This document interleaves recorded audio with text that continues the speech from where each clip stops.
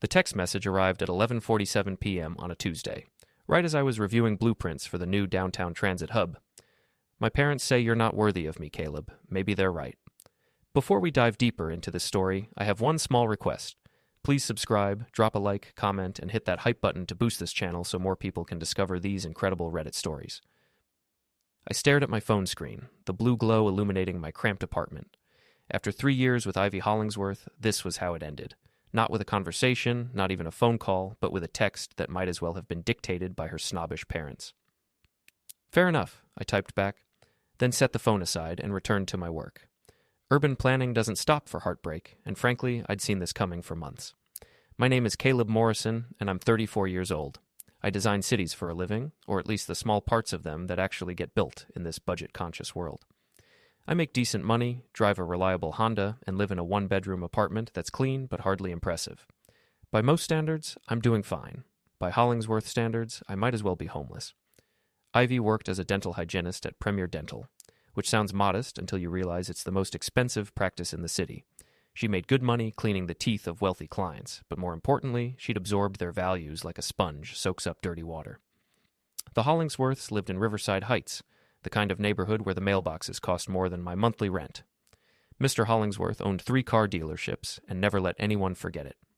Mrs. Hollingsworth collected charity board positions like some people collect stamps, always making sure her name appeared in the society pages. From day one, they'd made their opinion of me crystal clear. I wasn't rich enough, wasn't connected enough, wasn't worthy of their precious daughter. And over time, their poison had seeped into Ivy's brain. They think you're not ambitious enough, she told me last month after another excruciating family dinner. You could be making so much more money if you tried harder. I like my job, I'd replied. I'm helping build something that matters. Building what? Bus stops and park benches? Trevor says you're wasting your potential. Trevor. Dr. Trevor Blackwood, the dentist who owned Premier Dental. 45 years old, divorced, drove a BMW that cost more than I made in a year. He'd been circling Ivy like a shark for months, and she'd been loving every minute of the attention. I should have ended things then, but I'd held on, hoping some part of the old Ivy still existed underneath all that newfound materialism. Tonight's text proved I'd been fooling myself. The next morning, I called in sick to work and spent the day moving Ivy's things into boxes. 3 years of relationship reduced to 2 cardboard containers, her expensive skincare products, designer clothes she'd left behind, photos of us from happier times. I stacked everything neatly by the door. She showed up that evening, looking stunning as always. Blonde hair perfectly styled, makeup flawless, wearing a dress that probably cost more than my monthly grocery budget. You could have fought for me, she said, not even bothering to come inside. Trevor would have fought. Trevor's welcome to you, I replied, handing her the boxes. I hope you'll be very happy together. Her face flushed with anger. You're pathetic, Caleb. No wonder my parents never liked you. You just give up on everything. I don't give up, I said quietly. I just know when something isn't worth fighting for anymore. She grabbed her boxes and stormed off, her heels clicking angrily on the hallway floor. I watched her go, feeling something cold settle in my chest. Not heartbreak exactly, but something harder. Something that would prove useful later. 2 weeks after Ivy walked out of my life, I was sitting in Murphy's bar nursing my 3rd beer when I saw them together for the first time. Trevor had his arm around her waist, whispering something in her ear that made her laugh. The same laugh she used to save for me. You look like someone stole your lunch money, said a voice beside me. I turned to see Jake Patterson, an old college friend who worked in commercial real estate. We'd been close once, but Ivy had never liked him, said he was too crude for her refined tastes. Just enjoying the show, I said, nodding toward Trevor and Ivy's table. Jake followed my gaze and whistled low. Damn, man, that's cold. How long's this been going on? Officially? 2 weeks? Unofficially? Probably months? You want me to go over there and accidentally spill a drink on his fancy suit? I almost smiled. Thanks, but no. I'm done with all that drama. We drank in comfortable silence for a while, watching the happy couple feed each other expensive appetizers. Trevor kept checking his Rolex, making sure everyone in the restaurant could see it. Ivy hung on his every word like he was dispensing wisdom from Mount Sinai. You know what eliminates me? I said finally. She used to make fun of guys like him, called them shallow and materialistic. Now look at her. People change, Jake said, usually for the worse. That's when I noticed something interesting. At the table behind Trevor and Ivy sat two women I recognized from Ivy's social circle, Sarah Chen and Michelle Rodriguez, both married to successful businessmen, both part of the country club crowd Ivy desperately wanted to join. They were watching Ivy and Trevor with barely concealed disdain, whispering to each other behind their wine glasses. I couldn't hear what they were saying, but their expressions told the whole story. They saw exactly what I saw, a gold digger who'd traded up to a sugar daddy. "I need some air," I told Jake, dropping $20 on the bar. Outside, I called my friend Danny Williams, who worked as a paramedic and knew everyone in the city's medical community. "Danny, what do you know about Dr. Trevor Blackwood?" "The dentist? Why do you ask?" "Just curious." Danny was quiet for a moment. "Let's just say he's got a reputation. Goes through hygienists like most people go through tissues. Always dating his employees, always ends badly. Word is he's got serious money problems, too. Gambling debts, bad investments. That fancy lifestyle is mostly smoke and mirrors." "Interesting. Very interesting." Over the next few weeks, I threw myself into work with renewed energy. The Transit Hub project was moving forward, and I'd been assigned to coordinate with the hospital district on a new medical complex. That's how I met Dr. Nora Stevens. She was 33, a cardiologist with intelligent brown eyes and a no-nonsense attitude that I found refreshing after years of Ivy's manufactured drama. We met at a zoning hearing where she was advocating for expanded parking at her hospital. "Mr. Morrison," she said afterward, extending her hand, "I wanted to thank you for your support in there. Not everyone understands how critical adequate parking is for emergency services." "Call me Caleb, and you're absolutely right. Too many planners focus on aesthetics and forget about functionality." She smiled, and I felt something I hadn't experienced in months, genuine interest from an intelligent woman. "Would you like to grab coffee sometime?" I asked. "I'd love to hear more about your ideas for the medical district." "I'd like that," she said. "But fair warning, I have very strong opinions about urban healthcare infrastructure. Even better." We exchanged numbers, and I walked back to my car, feeling lighter than I had in weeks. As I drove home, I passed Premier Dental and saw Trevor's BMW in the parking lot. On impulse, I pulled into the lot across the street and waited. 20 minutes later, Trevor emerged with Ivy on his arm. Even from a distance, I could see the tension in their body language. They were arguing about something, voices raised, gestures sharp and angry. Trevor grabbed Ivy's wrist roughly, pulling her toward his car. She yanked free and said something that made his face go red with rage. For a moment, I thought he might actually hit her. Instead, he got in his BMW and peeled out of the parking lot, leaving Ivy standing alone by the entrance. She stood there for several minutes, checking her phone repeatedly before finally calling an Uber. I sat in my car watching her wait, feeling absolutely nothing. No sympathy, no urge to help, no lingering affection. Whatever I'd once felt for Ivy Hollingsworth had died completely, but what I felt for Trevor Blackwood was very much alive and growing stronger by the day. My first date with Nora was everything a date with Ivy had never been. Intelligent conversation, genuine laughter, and absolutely no discussion of designer handbags or celebrity gossip. We met at Cafe Luna, a quiet place downtown where we could actually hear each other talk. Nora arrived exactly on time, wearing a simple blue dress that looked elegant without trying too hard. "So," she said after we'd ordered, "tell me about the worst urban planning disaster you've ever seen." I laughed. "That's not typical first date conversation." "I'm not a typical first date kind of person. I spend my days literally holding people's hearts in my hands. Small talk feels pretty pointless after that." I found myself telling her about a shopping mall project I'd worked on early in my career, where the developer had ignored all my traffic flow recommendations. The result was a parking nightmare that contributed to 3 accidents in the first month. "Did you say, 'I told you so'?" Nora asked. "I wanted to, but I was too young and scared of losing my job. Now I would absolutely say it." "Good. People need to be held accountable for their mistakes." And we talked for 3 hours. About work, about books, about her medical school experiences, and my urban planning philosophy. She was brilliant and funny and completely unimpressed by superficial things. "I should probably mention," she said as we walked to our cars, "I'm not looking for anything casual. I'm 33, I work 70-hour weeks, and I don't have time for games." "Neither am I," I said, "and neither do I." She smiled and kissed my cheek. Then I think we understand each other. As I drove home, I felt something I'd almost forgotten, genuine excitement about the future. For the first time in months, I wasn't thinking about Ivy or Trevor or any of that toxic drama. I was thinking about Nora's laugh and the way her eyes lit up when she talked about her work. That feeling lasted exactly 12 hours. The next morning, I was reviewing permit applications when my phone rang. Jake Patterson's name appeared on the screen. "Caleb, you need to hear this. I was at the Riverside Country Club last night for a business dinner, and I overheard something you're not going to like." My stomach dropped. "What kind of something?" "Ivy and Trevor were there with her parents. They were talking pretty loud. Probably had a few too many drinks. Trevor was going on about what a loser you are, how Ivy upgraded when she dumped you, but here's the really messed up part. Ivy's dad was bragging about how they handled your relationship." "Handled how?" "He said they'd been working on Ivy for months, convincing her you weren't good enough. Apparently they promised to help Trevor expand his practice if he'd take care of the Caleb problem. They basically arranged the whole thing." I sat in silence, processing this information. It was one thing to be dumped for someone richer.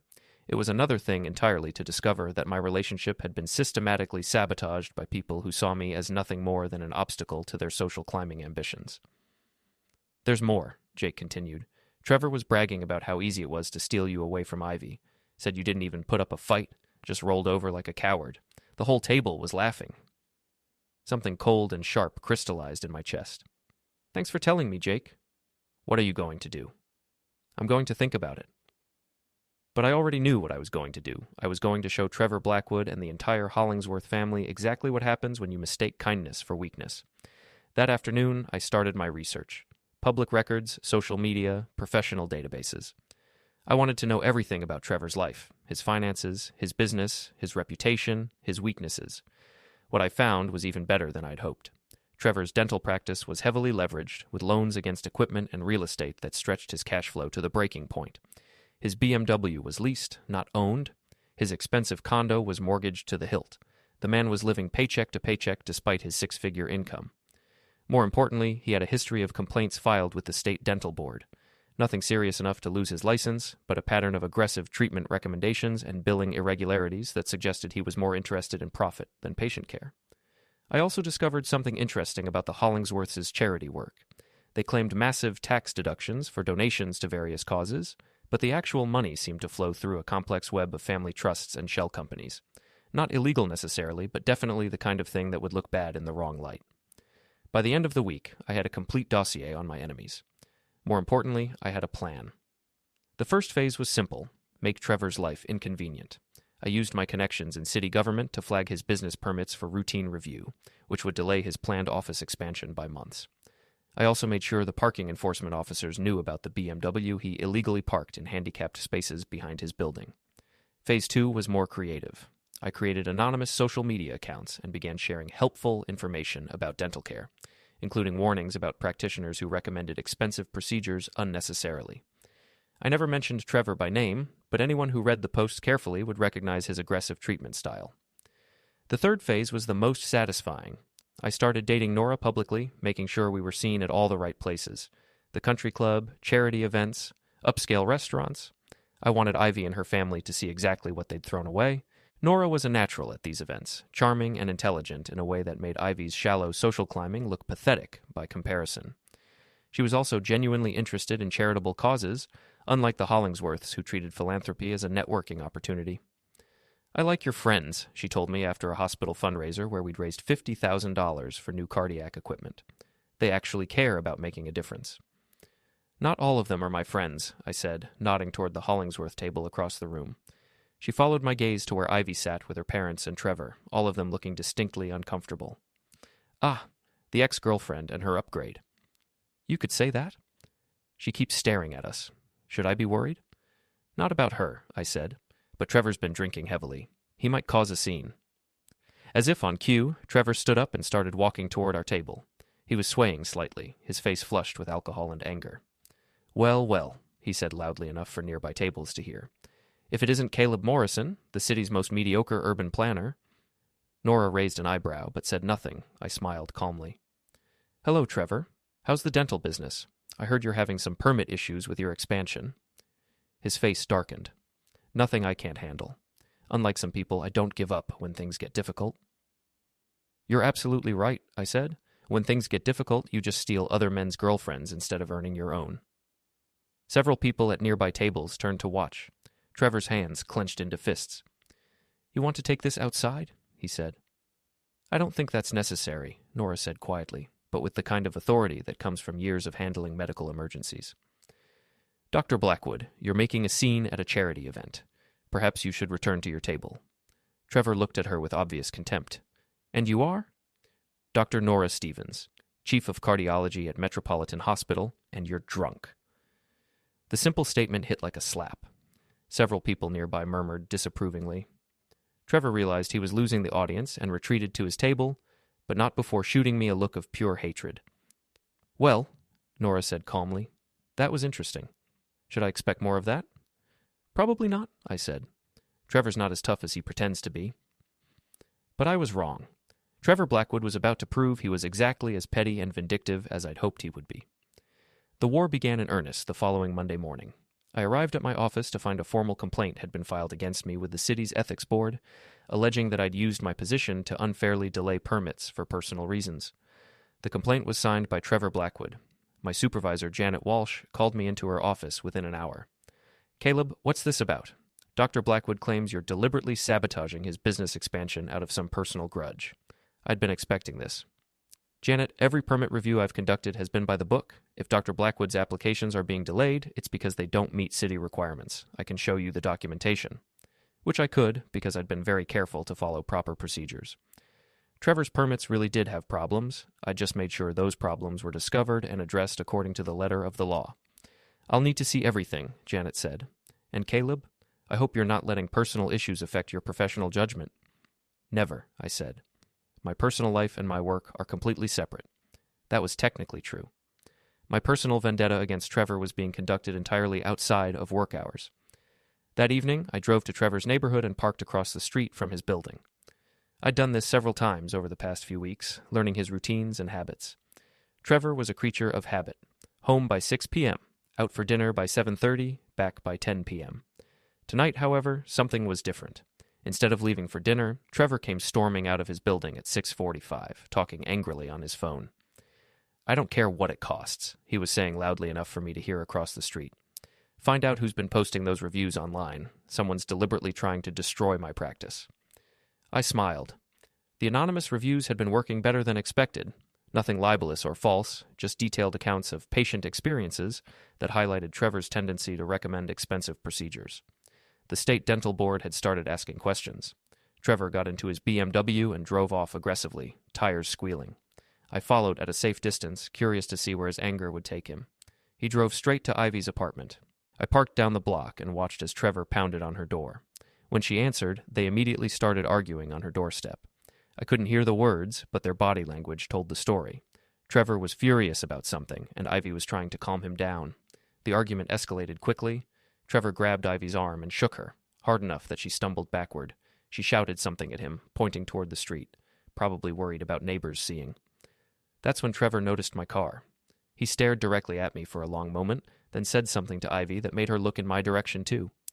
Even from a distance, I could see the shock on her face. Trevor started walking toward my car, his face twisted with rage. I had two choices, drive away or stand my ground. I got out of the car.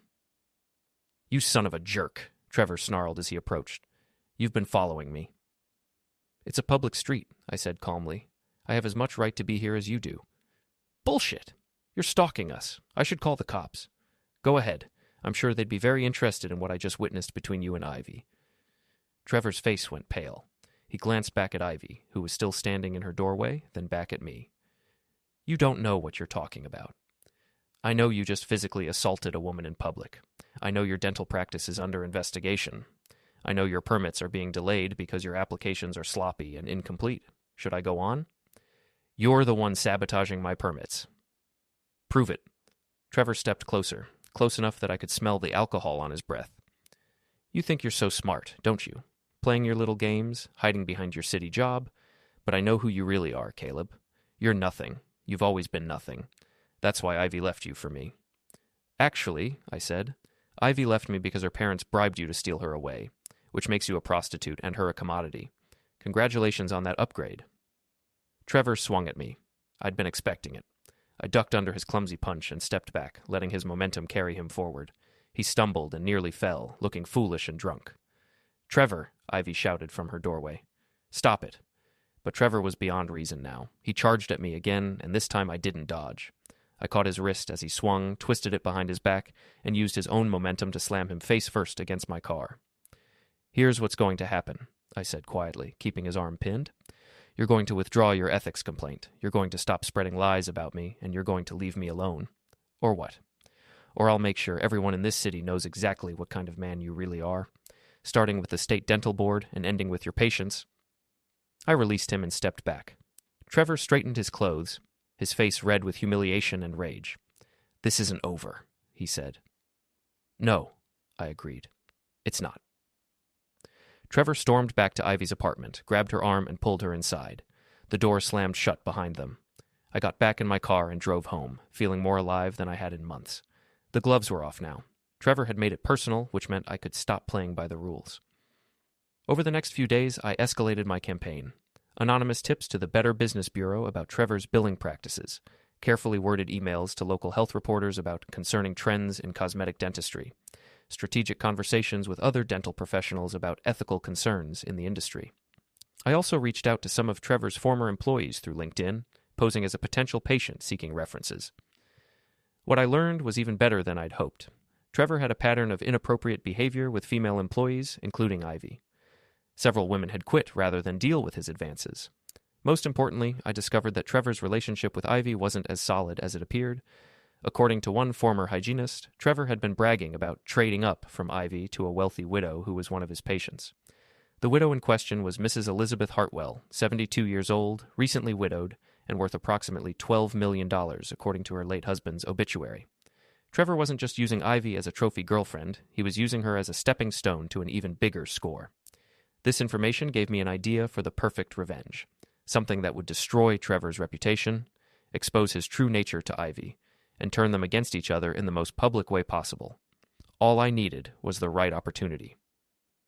That opportunity came sooner than expected in the form of an invitation to the annual Metropolitan Medical Gala, the biggest social event of the year for the city's healthcare community. Trevor would be there, trying to network his way into Mrs. Hartwell's affections. Ivy would be there as his arm candy, unaware that she was about to be discarded, and I would be there with Nora, ready to light the fuse on the bomb I'd been building for weeks. The gala was scheduled for Saturday night at the Grand Riverside Hotel. Black tie, 500 guests, and enough social media coverage to ensure that whatever happened would be seen by everyone who mattered in the city. Perfect. The Metropolitan Medical Gala was everything I'd expected. Crystal chandeliers, designer gowns, and enough pretension to choke a horse. Nora looked stunning in a black evening dress that was elegant without being flashy, her natural confidence making every other woman in the room look like they were trying too hard. "Remind me why we're here again?" she asked as we made our way through the crowd. "Hospital fundraising, community networking, the usual charity circuit obligations." "And it has nothing to do with your ex-girlfriend and her dentist boyfriend being here?" I smiled. "That's just a bonus." We found our assigned table near the front of the ballroom, close enough to the stage to see everything clearly. Nora immediately struck up conversations with the other guests, all of them medical professionals who were genuinely interested in her work. I spotted Trevor and Ivy across the room at a table sponsored by Premier Dental. Trevor was wearing an expensive tuxedo that probably cost more than my monthly rent, while Ivy sparkled in a silver dress that left little to the imagination. They looked like the perfect power couple, if you didn't know the truth about their relationship. More interesting was the older woman sitting next to Trevor, Mrs. Elizabeth Hartwell, the wealthy widow I'd researched. She was well preserved for her age, with silver hair and the kind of jewelry that whispered rather than shouted about money. Trevor was paying her obvious attention, leaning in close to speak with her, touching her arm frequently. Ivy noticed Trevor's behavior too.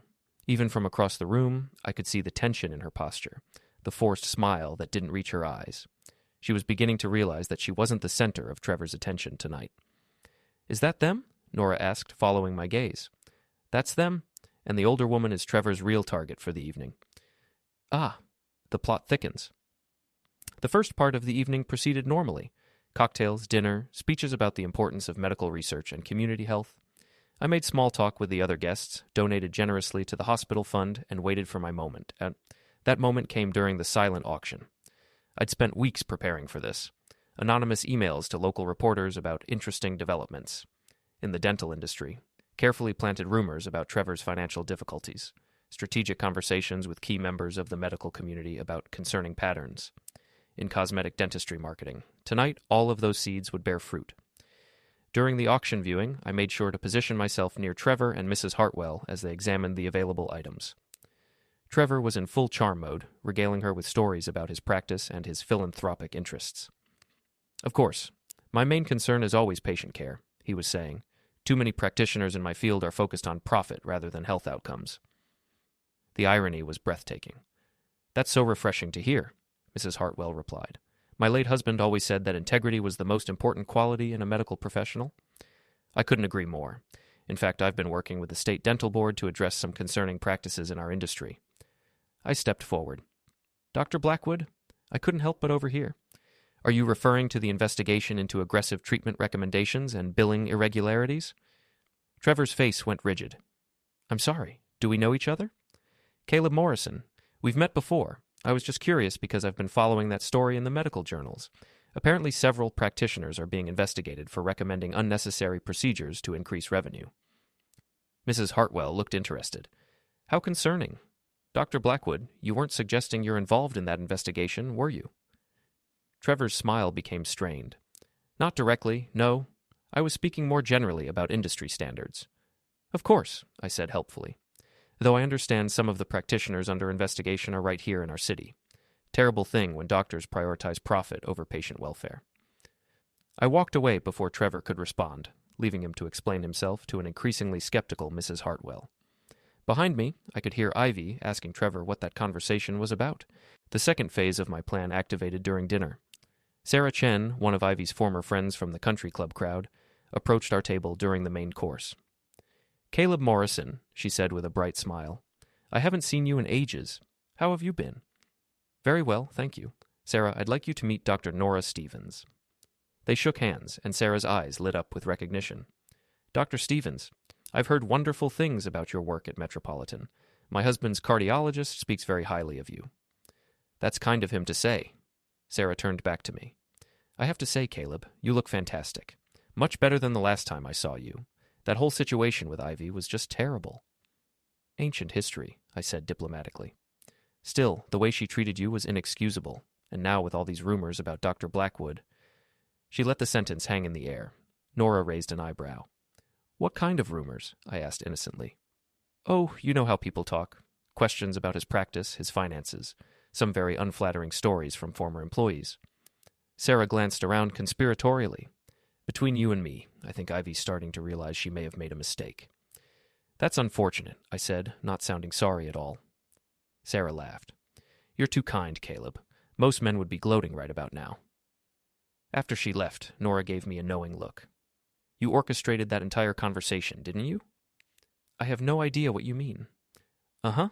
Should I be concerned that I'm dating a criminal mastermind? Only if you're planning to betray me for a dentist with financial problems. She laughed and squeezed my hand. I think you're safe. The final phase began during the dancing portion of the evening. I'd hired a private investigator to document Trevor's activities over the past month, including his frequent visits to Mrs. Hartwell's estate and his increasingly heated arguments with Ivy. The investigator had also uncovered evidence of Trevor's gambling debts and his desperate attempts to secure new financing for his practice.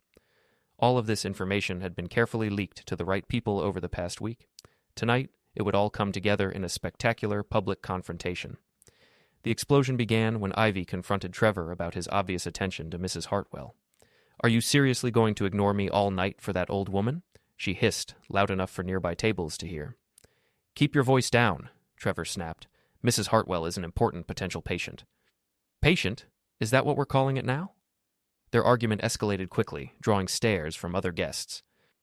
Mrs. Hartwell, clearly uncomfortable with the scene, excused herself and moved to another part of the ballroom. That's when Jake Patterson, who I'd invited as my guest, approached Trevor with a concerned expression. Dr. Blackwood, I'm Jake Patterson from Patterson Commercial Real Estate. I hate to bother you, but I've been hearing some concerning rumors about your practice. Something about financial difficulties? Trevor's face went white. I don't know what you're talking about.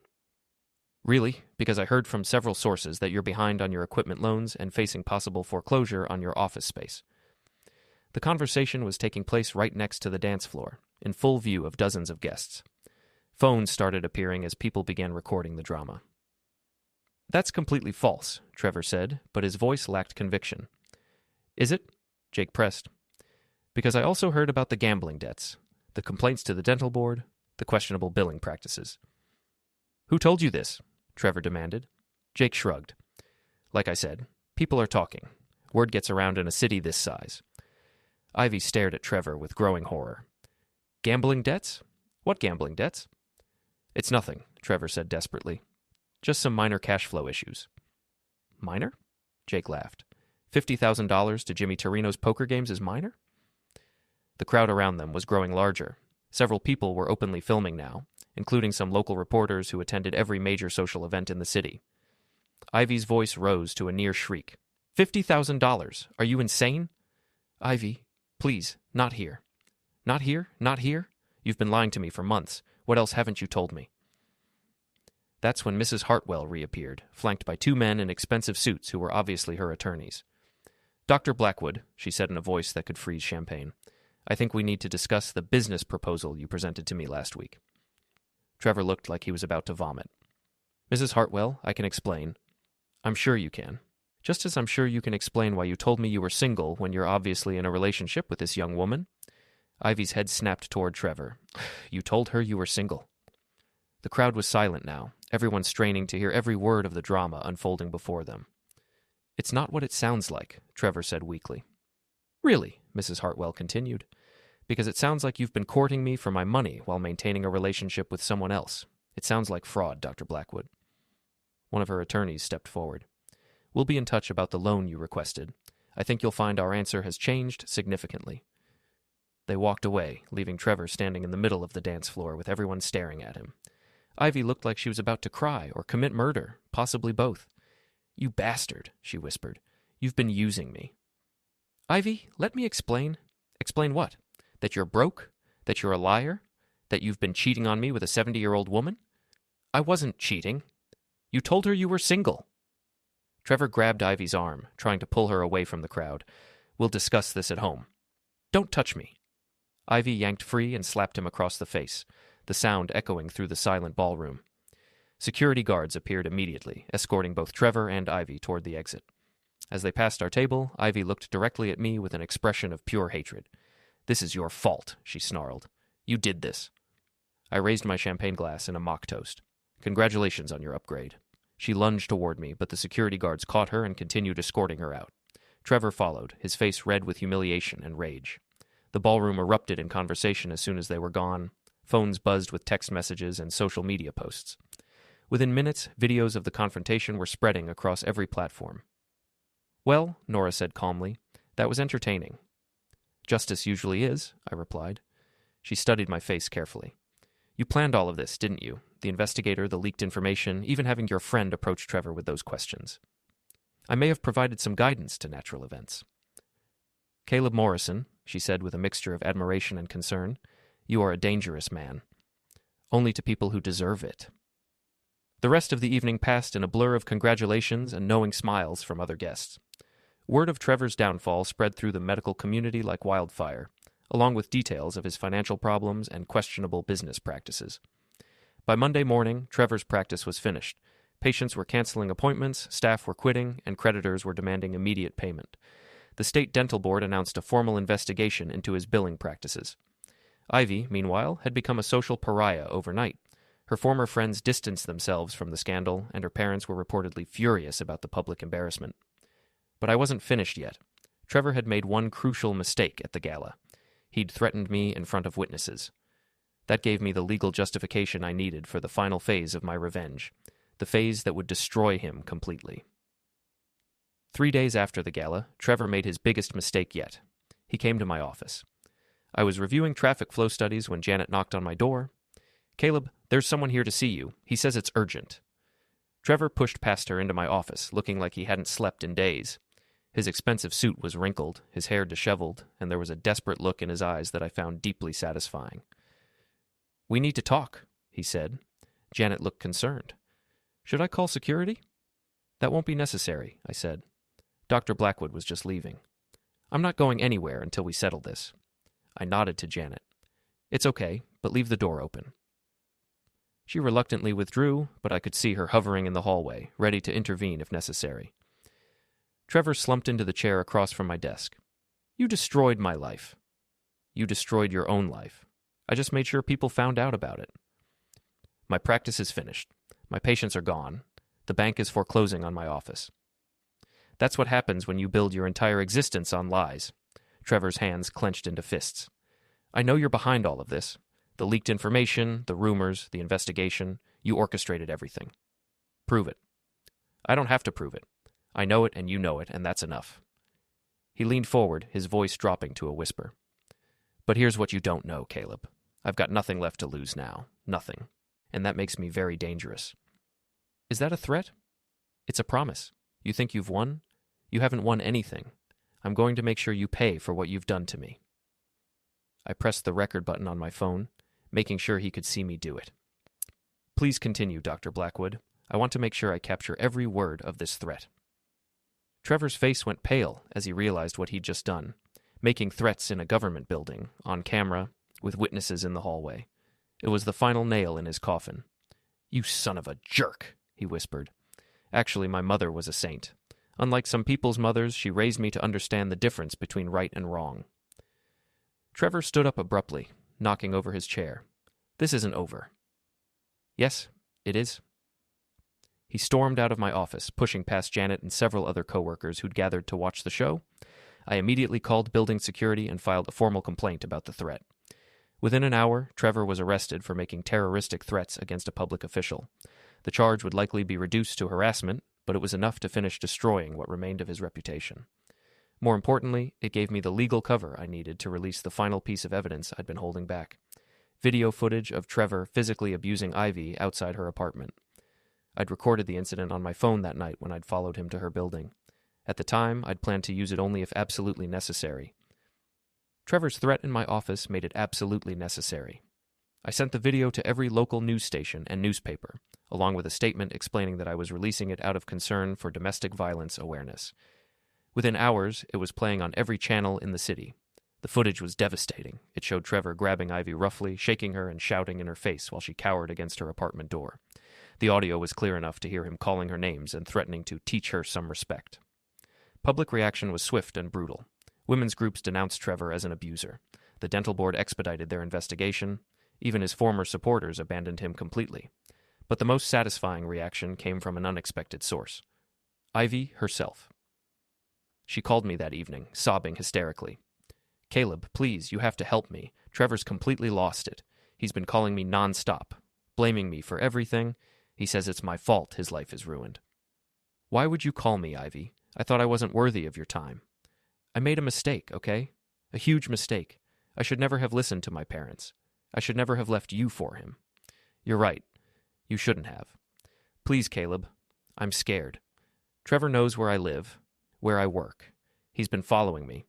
I think he might do something crazy. I felt a moment of genuine sympathy for her. Whatever else Ivy had done, she didn't deserve to be terrorized by a desperate man with nothing to lose. Have you called the police? They said they can't do anything unless he actually hurts me, but I know Trevor. He's planning something. Then you need to disappear for a while. Go stay with friends in another city. Get a restraining order. Change your phone number. I don't have anywhere to go. My parents won't even talk to me after the scandal at the gala. All my friends have turned their backs on me.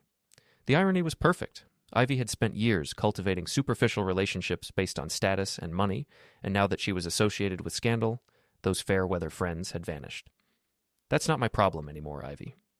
But you still care about me, don't you? We had something real once. We had something. Whether it was real is debatable. She was quiet for a long moment. I know you hate me. I know I deserve it. But please, just tell me what to do. I don't know who else to ask. Despite everything she'd put me through, I found myself giving her practical advice about personal safety and legal protection. Not because I still cared about her romantically, but because I wasn't a monster. Unlike Trevor. 2 days later, my phone rang at 3 a.m. Nora stirred beside me as I answered. Caleb, it's Jake. You need to turn on the news, Channel 7. I fumbled for the remote and turned on the television. A breaking news banner scrolled across the bottom of the screen. Local dentist arrested in domestic violence incident. The reporter was standing outside Ivy's apartment building, where police cars and ambulances filled the parking lot. Dr. Trevor Blackwood, whose dental practice recently closed amid financial and ethical scandals, was arrested tonight after allegedly breaking into his ex-girlfriend's apartment and assaulting her. The victim, identified as Ivy Hollingsworth, was treated for minor injuries and released from the hospital. They showed footage of Trevor being led away in handcuffs, his face twisted with rage and desperation. Then they cut to a brief interview with Ivy, who had a bruised cheek and a bandage on her forehead. "He kept saying it was all my fault," she told the reporter, "that I'd ruined his life. He was completely out of control." "What's happening?" Nora asked, sitting up in bed. "The final chapter," I said. Trevor's arrest made national news because of the dramatic circumstances. A successful professional's complete downfall, captured on social media and culminating in domestic violence. The story had everything journalists loved: money, betrayal, social media drama, and a clear villain. Within a week, Trevor was facing multiple felony charges: breaking and entering, assault, stalking, and violation of a restraining order. His bail was set at $50,000, which he couldn't afford to pay. His dental license was permanently revoked. His assets were seized to pay creditors. His expensive lifestyle collapsed completely, leaving him with nothing but legal bills and a criminal record. The Hollingsworth family, desperate to distance themselves from the scandal, publicly disowned Ivy and moved to another state. Their social standing never recovered from the association with Trevor's crimes. Ivy herself became a cautionary tale whispered about in country club circles, the gold digger who'd traded a good man for a bad one and paid the ultimate price.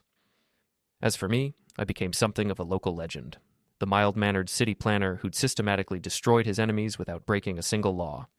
People looked at me with a mixture of respect and wariness, wondering what I might be capable of if crossed. 6 months later, Nora and I were engaged. We held a small ceremony at the hospital where she worked, surrounded by people who genuinely cared about us, rather than our bank accounts or social status. Jake Patterson was my best man. In his toast, he raised his glass and said, "To Caleb Morrison, who proved that the best revenge isn't getting mad or getting even. It's getting better." The crowd laughed and applauded. But I knew the real truth. The best revenge is being patient enough to let your enemies destroy themselves and smart enough to help them along the way. Trevor Blackwood spent 2 years in prison and emerged as a broken man with no money, no career, and no future. He now works as a night janitor at a discount store, living in a studio apartment and taking the bus to work. Ivy moved to another city and works as a receptionist at a small medical clinic. She never married, never found another wealthy boyfriend, and never recovered the social status she'd once taken for granted. Her parents lost most of their wealth in bad investments and now live in a modest retirement community, their charity board positions and country club memberships long gone. As for me, I got promoted to head of urban planning and married the most incredible woman I've ever met. We bought a beautiful house in the best part of the city and started a family. Sometimes people ask me if I feel guilty about what happened to Trevor and Ivy. The answer is simple. I don't feel guilty about exposing the truth. I don't feel guilty about protecting myself from people who saw me as an obstacle to their ambitions. I feel proud that I had the patience and intelligence to outmaneuver people who thought they were better than me. I feel satisfied that justice was served, even if it took longer than expected. Most of all, I feel grateful that I learned an important lesson. Your worth isn't determined by other people's opinions. It's determined by your actions, your character, and your ability to stand up for yourself when it matters most. Trevor Blackwood and the Hollingsworth family thought I wasn't worthy of their respect. They were wrong about a lot of things, but they were especially wrong about that. I was worthy. I just wasn't for sale.